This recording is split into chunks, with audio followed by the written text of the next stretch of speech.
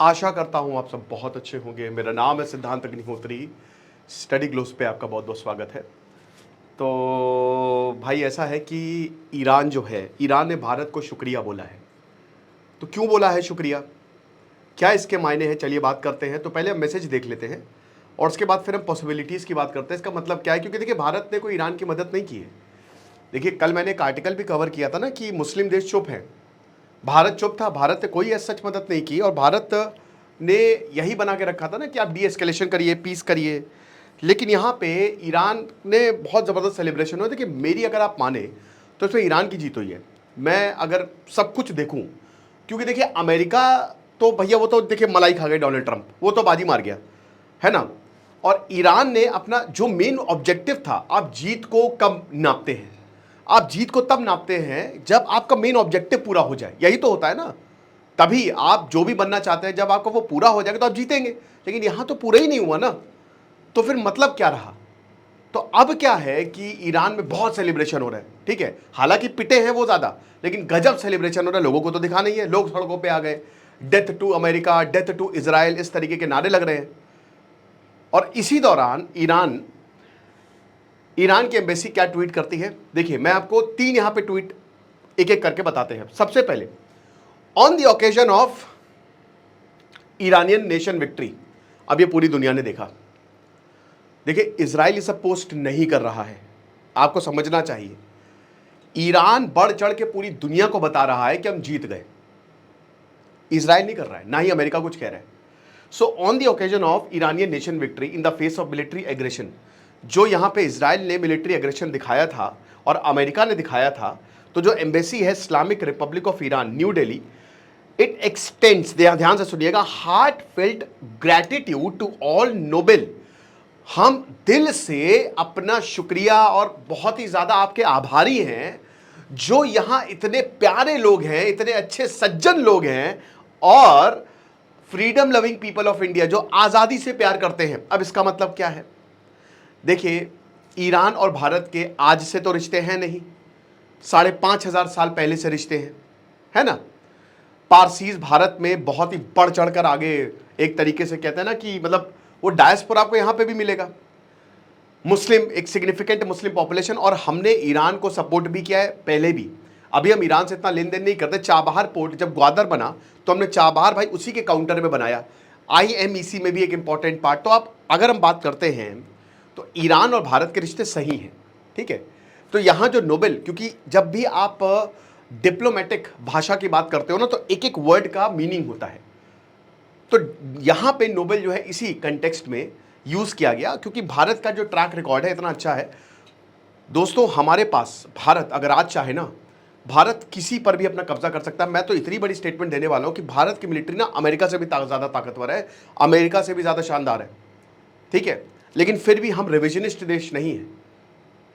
अगर यही Israel America होते ना, अभी तक पाकिस्तान ऐसा कर दिया होता तो पाकिस्तान की बखिया उड़ेड़ देते, 4 पर नहीं 20 टुकड़ों में काटते ये लोग। लेकिन ऐसा नहीं हुआ, चढ़ाई कर देता अमेरिका। तो भारत ने ऐसा नहीं किया क्योंकि हम रिविजनिस्ट देश नहीं है। तो इसीलिए पूरी दुनिया को यह पता है कि भारत सबसे बढ़िया है। फिर उसके बाद फ्रीडम लविंग पीपल, क्योंकि हमारे पास डेमोक्रेसी है। यहां पे सीधा सीधा डेमोक्रेसी की बात किया और ईरान ने सिंबॉलिकली ये भी दिखाया है कि हम भी फ्रीडम को, हम भी आज़ादी को ही चाहते हैं। हमको जो बांधा जा रहा है हम उसमें, उन वीडियो में नहीं। उसके बाद यहां पे बोला है कि इस सबको यहां पे लपेटा है ईरान ने, जितने सिटीजन्स हैं, जितनी पॉलिटिकल पार्टीज हैं और honourable member of parliament, non governmental organisation, religious and spiritual leaders, university professors, member of the media, social activist and all the individuals, यानी कि कोई भी नहीं बचा, एवरीवन इज इंक्लूडेड। यानी कि ईरान ने आपका, हमारा, सबका, एक एक सबका शुक्रिया यहां पे अदा किया है। इसका एक और रीजन है, मैं बताता हूं। भारत इजराइल के करीब जाता जा रहा है और ये ईरान को दिखा, ठीक है। और कहीं ना कहीं ईरान जो है, अब देखिए भारत ने इस वॉर में ना ही इजराइल के साथ था ना ही ईरान के साथ था, लेकिन हो सकता है शायद कोई बैक चैनल डिप्लोमेसी हो इंडिया की, शायद भारत ने कुछ मदद की हो, वी डोंट नो। भारत ने कुछ ऐसा ना ही ब्रह्मोस दी ना ही कुछ दिया, लेकिन हो सकता है कि पर्दे के पीछे कुछ चल रहा हो। लेकिन कहीं ना कहीं ये इजराइल को भी, क्योंकि ईरान को ये समझ में आ गया ना कि इस युद्ध में हम अकेले हैं। और आपको बता दो कि पाकिस्तान को एकदम निकला यहां से, बट एकदम इग्नोर कर दिया है, क्योंकि ईरान को पाकिस्तान का असली चेहरा दिख गया। अब दोस्तों एक तो ये भी हो सकता है ना कि ईरान इस तरीके से पाकिस्तान की असलियत दिखा रहा है, पाकिस्तान को जला रहा है कि हम बेटा भारत से बहुत अच्छे रिश्ते करेंगे, तुम हमारे पास आते हो ना कटोरा लेके भीख मांगने और जो कश्मीर की बात करते हो, जाओ बेटा उखाड़ लो जब उखाड़ना। अब हमको फर्क नहीं पड़ता इंडिया इजराइल के साथ है नहीं है, लेकिन हम भारत के साथ खड़े रहेंगे और हर एक चीज पे खड़े रहेंगे। तो हो सकता है आगे आने वाले समय में आप ईरान का स्टैंड बदलते हुए देखें, क्योंकि जो पाकिस्तान ने ईरान के साथ किया है उसने कभी भी नहीं सोचा था कि ऐसा करेगा पाकिस्तान हमारे साथ। तो एक ये भी बहुत बड़ा मैसेज है कि पूरी दुनिया को कि हम हर एक भारतीय को, जितने भी जो भी इसमें आते हैं, ठीक है ना, उन सबको जो है वो शुक्रिया कहना चाहते हैं। और ये पूरी दुनिया को एक तरीके से दिखाया कि भारत नैतिकता के साथ है।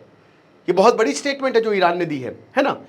अब उसके बाद दोस्तों इन्होंने बोला कि फिर से बोलते हैं कि stood firmly and vocally with great nation of Iran, कि हम जो इतने महान हैं, आप हमारे साथ खड़े रहे, ये हम इसका बहुत बहुत बहुत बड़ा शुक्रिया कहना चाहते हैं। अब देखिए टेक्निकली भारत ईरान के साथ था और नहीं भी था, स्ट्रेट ऑफ हॉर्मुज़ में डेफिनेटली बात हुई होगी।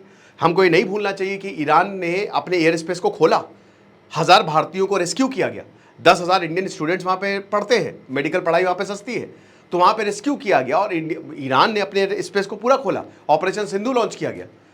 लेकिन ये बात बिल्कुल सच है कि हम इजराइल से ज़्यादा करीब हैं इस समय। ओके, और देखिए कश्मीर जो पहलगांव हमला था, इजराइल आपके साथ खड़ा था, लेकिन भारत ने फिर भी स्टैंड नहीं लिया। अब इसके बाद जो इनका मिशन है उसमें क्या इन्होंने ऐड किया है, message of solidarity, moral support, public statement and active participation. ठीक है, तो एक तो सॉलिडेरिटी का मैसेज है जो आपने हमको, फिर उसके बाद मॉरल सपोर्ट जो है, ठीक है। अब ये भी बहुत बड़ी बात है क्योंकि भारत हमेशा डी एस्केलेशन और पीस की बात करता है, हनुमान जी वाला हिसाब किताब की, अगर अपनी पे आए इंडिया तो तबाही मचा डाले। अगर भारत अगर युद्ध करना शुरू करता तो एक साइड से शुरू करेगा, इधर लेगा बांग्लादेश, उधर तिब्बत कब्जे में लेगा। मैं मजाक नहीं कर रहा हूं दोस्तों, सच है।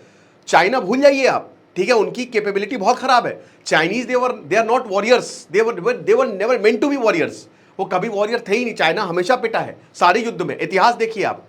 लेकिन भारत की अगर बात करते हैं तो भारत, क्योंकि भारत जो था ना, भारत अब एक है, नॉर्थ से लेकर साउथ तक, ईस्ट से लेकर वेस्ट तक। लेकिन आप अहोम डायनेस्टी को उठा लीजिए, नॉर्थ ईस्ट में वॉरियर, मुगल आज तक उनसे नहीं जीत पाए, साउथ में एक से एक, ठीक है, नॉर्थ में।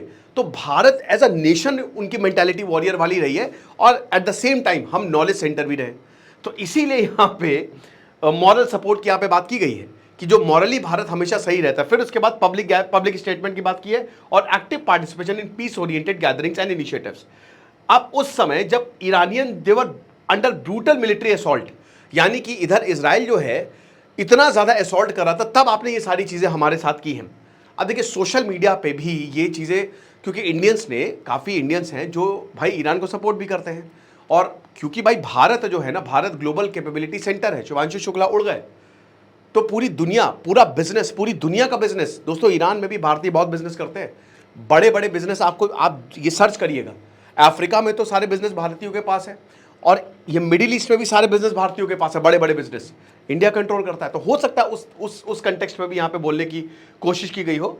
तो ये जो जेस्चर्स हैं, ये क्या बात है, कॉन्साइंस ऑफ द नेशंस को दिखाते हैं and their commitment to justice and principle of international law, कि आपके अंतरात्मा चेतना को दिखाते हैं ये, कि आप क्या जबरदस्त है। देखिए दोस्तों, भारत के ऊपर प्रेशर था, आप नॉन अलाइंड रहना भी इतना आसान नहीं है जब आप दो लोग हैं और कह रहे तुम हमारी तरफ आओगे, तुम हमारी तरफ आओगे।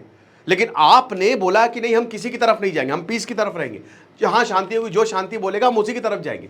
तो ये भी अपने में बहुत बड़ी बात है। ओके, तो ये चीज़ है।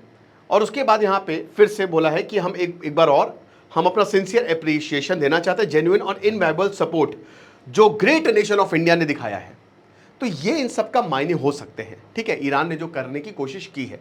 और ये हमारे लिए बहुत अच्छी खबर है दोस्तों, क्योंकि याद रखिए कि ईरान स्ट्रैटेजिकली सुपर इंपॉर्टेंट है, और अगर वो ऐसा कर रहा है तो भारत को भी अब इनिशिएटिव कुछ तो लेने पड़ेंगे।